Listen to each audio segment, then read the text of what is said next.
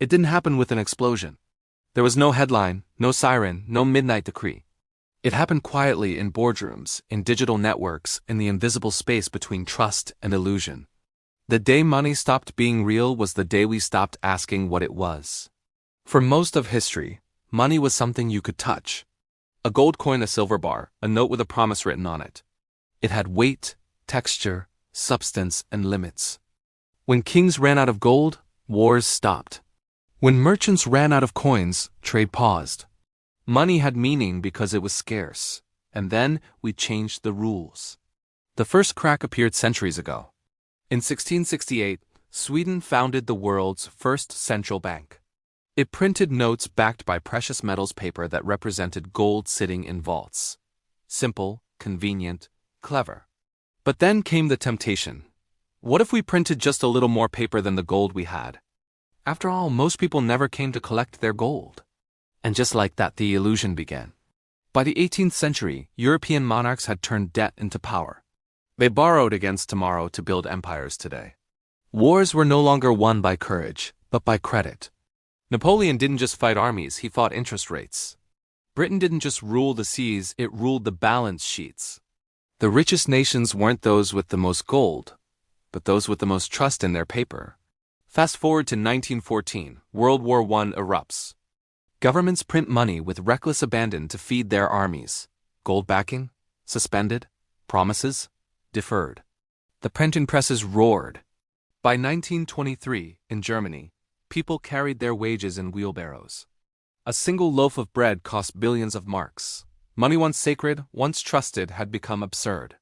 Then came a new illusion. After World War II, the world built the Bretton Woods system, the last great attempt to anchor money to reality. Every currency was tied to the US dollar, and the dollar was tied to gold. 1 ounce for $35. It worked for a while. America printed, others followed, and global trade flourished. But trust eroded quietly, like sand beneath the waterline. By the 1960s, there was far more paper in circulation than gold to back it. France's president, Charles de Gaulle, demanded repayment in metal, not promises. Ships filled with gold began leaving New York for Europe. The illusion trembled.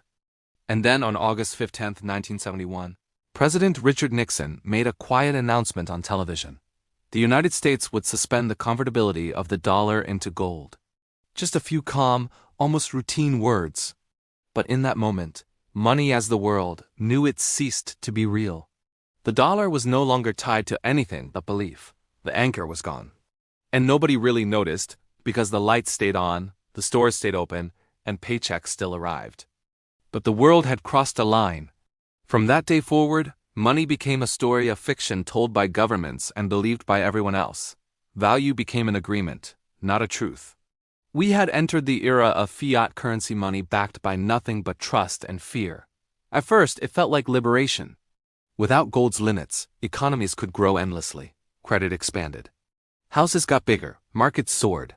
Governments learned they could print money to solve any crisis, at least for a while. The 1980s brought deregulation, the 1990s brought globalization. And by the 2000s, the entire planet was running on invisible numbers stored in machines. Money stopped being coins in your pocket. It became digits on a screen, promises in code, faith in software. Then came the 2008 financial crisis, the first great test of the illusion. Banks collapsed under the weight of their own greed. Trillions of dollars evaporated overnight. And yet, instead of letting the system fall, central banks did the only thing they knew how to do. They printed more money. The response was simple. When reality cracks, just make more illusion. And it worked. Markets recovered. Confidence returned. But something deeper had shifted. The idea that money had rules, limits, or consequences was gone. By 2020, the illusion was complete. The pandemic shut the world down, but not the money printers. Governments printed in weeks what once took decades. Stimulus checks, bailouts, digital liquidity. The numbers on screens grew faster than the real world could follow. And for the first time in history, global debt exceeded global wealth. More promises than production. More digits than goods. Money had officially detached from reality. Then came a new challenger, cryptocurrency. A rebellion, born from the wreckage of 2008, its founders declared, We don't trust the system. We'll build our own. Digital gold, beyond the reach of governments. Transparent, finite, incorruptible, or so it seemed. But even these rebels repeated history. Speculation replaced principle. Coins multiplied. Wealth ballooned, then imploded. The same cycle of greed, fear, and collapse replayed, only faster, louder, and online. Today your money no longer represents work, goods, or gold. It represents belief, the collective illusion that a number equals value. Central banks create it with a keystroke.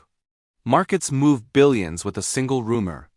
And your savings exist only as code, vulnerable to algorithms, hacks, and policy shifts.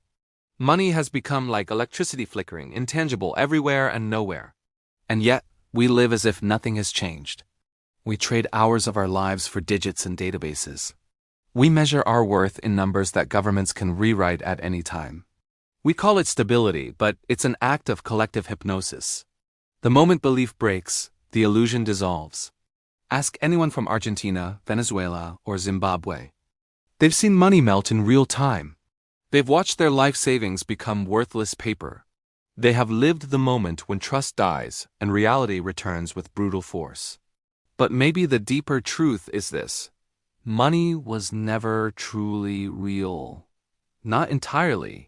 It was always a story we agreed to tell each other. A token of trust, a symbol of future work, a collective myth that turned cooperation into civilization. When that story holds, nations rise. When it breaks, they burn. The real danger isn't that money stopped being real. The danger is that we stopped caring. That we built an economy on illusions and forgot to check the foundation. That we worship digits while the real world, soil, labor, energy, community fades into the background. Every civilization in history has faced this same test. Rome debased its silver coins until they became worthless. Weimar Germany printed itself into chaos. Each believed they could outsmart scarcity. Each discovered the same unbreakable law: when trust dies, value dies with it. So here we stand in a world where money is code, debt is infinite, and the illusion feels unbreakable. But every illusion lasts only as long as belief does. If tomorrow the world stopped believing in the dollar, the empire of digits would collapse into dust. What would be left? Not the screens, not the numbers, but the real things we forgot to value: food, energy, skills, trust, and time. That's the irony. The day money stopped being real, humanity got richer on paper and poorer in everything else. We gained numbers but lost meaning. We built towers of finance and forgot the ground beneath our feet. We traded tangible life for digital wealth and called it progress. But maybe, just maybe, there's a lesson in this illusion. If money is only belief, then real power isn't in gold or paper, it's in trust. If we can rebuild that trust, not in systems, but in each other, we might just escape the cycle. Because when the story of money changes again, and it will, the real wealth won't be in who holds the most digits. It will be in who remembers what value truly means. And maybe one day, we'll look back and realize money stopped being real long ago. But meaning, work, and human connection never did. Thank you for watching. If this video gave you something to think about, please consider liking and subscribing for more content like this. We'd love to have you as part of our community.